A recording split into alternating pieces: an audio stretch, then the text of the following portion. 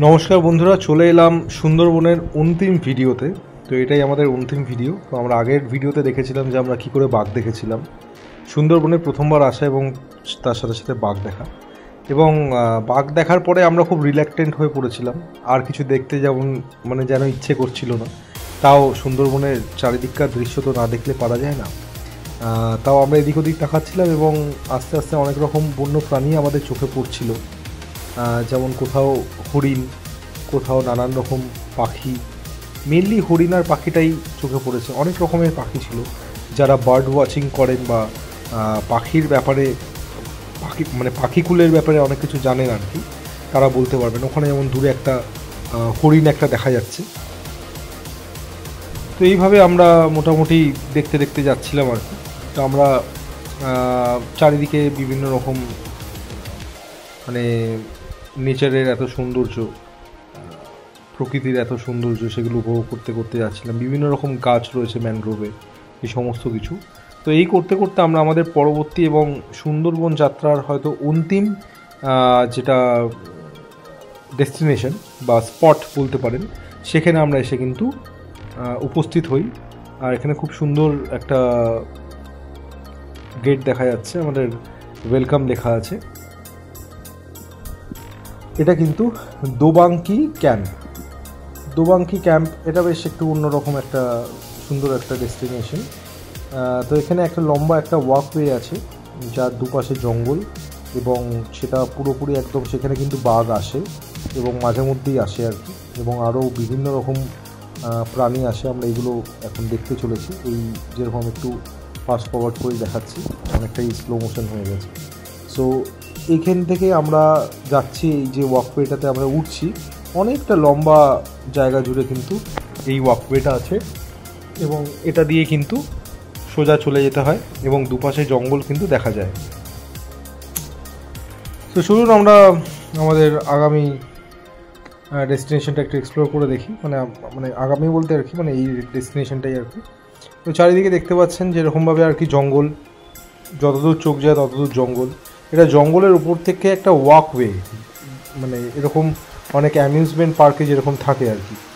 তো একটা তলায় জঙ্গল আর কি, আর ওপর দিক দিয়ে মানুষ হেঁটে হেঁটে যাচ্ছে। তো এইগুলো কিন্তু জলের সময় পুরো একদম যখন জোয়ার আসে এগুলো সব ভরে যায় আর কি জলে। আর তাছাড়া প্রচুর কিন্তু বন্য প্রাণী কিন্তু সবসময় আসা যাওয়া করতেই থাকে এখানে। এখানে কিন্তু বাঘটাও, যার জন্য এই বড় বড় করে জাল দেওয়া হয়েছে আর কি, খুব ইজিলি কিন্তু চলে আসে। তো এখানে বেশি কিছু আমার বলার নেই, আপনারা জাস্ট সিনেম্যাটিক্স এনজয় করুন আর নেচার ভিউজগুলো এনজয় করুন। যেখানে যেটা বলার সেটা আমি বলবো। ওই যে ম্যাডাম যাচ্ছে আমাদের সাথে, আমাদের যিনি গাইড ছিলেন, বাকিটা আপনারা দেখতে থাকুন।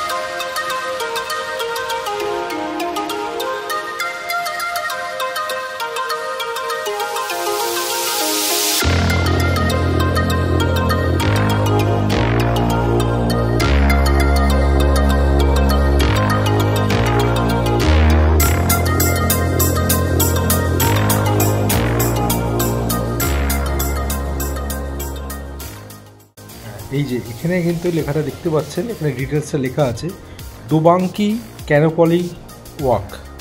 তো এখানে ডিটেলসটাও দেওয়া ছিল, সেটাও আপনার স্ক্রিনটাকে পজ করে পড়ে নিতে পারেন কী কী ডিটেলস ওখানে দেওয়া ছিল।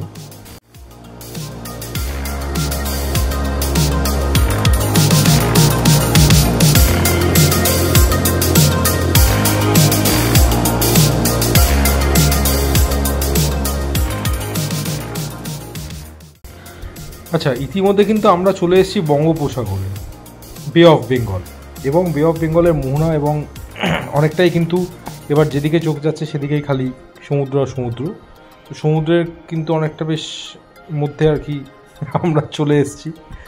সো এখানটা কিন্তু আমার একটু বেশ ভয় লাগছিল, যেদিকেই তাকাচ্ছিলাম মাঝে কিছু ছোট ছোট আইল্যান্ডসও ছিল, কিছু ছোট ছোট আইল্যান্ডস, এবং যতদূর চোখ যাচ্ছে সমুদ্র আর সমুদ্র, মনে হচ্ছিলো আন্দামানের মতন কোথাও হয়তো চলে গেছি। যাই হোক, দেখতে থাকুন, আমি এখানে অনেকটাই ক্যাপচার করেছি আর কি যতটা সম্ভব।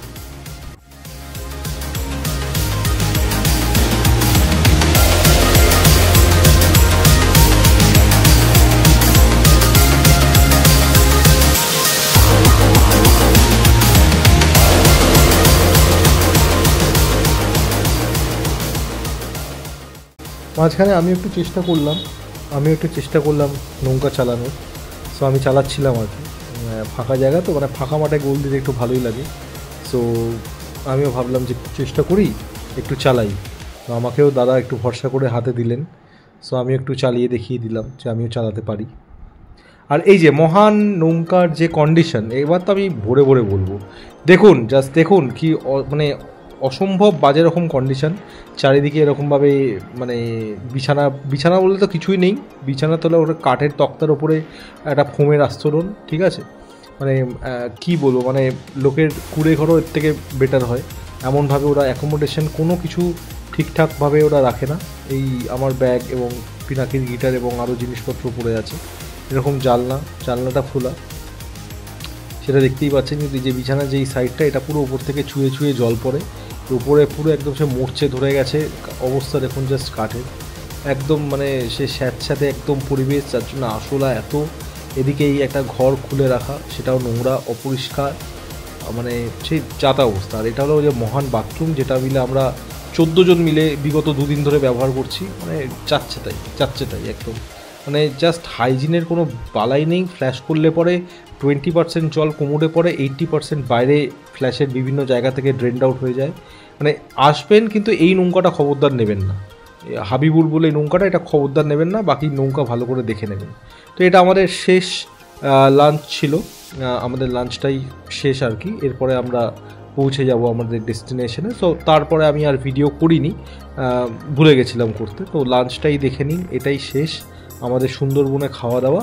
তারপরে কিন্তু আমরা বাড়ির দিকে রওনা দিই, এবং তারপর আলটিমেটলি ক্যানিং পৌঁছে যেভাবে গেছিলাম সেভাবেই আমরা আবার ফিরে আসি।